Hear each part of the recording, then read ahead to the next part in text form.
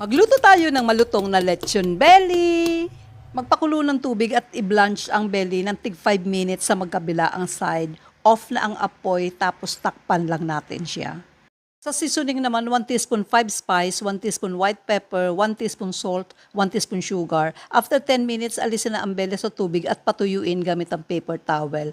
Tusok-tusukin ng toothpick and lagyan ng asin ang pork skin and let it sit for 30 minutes.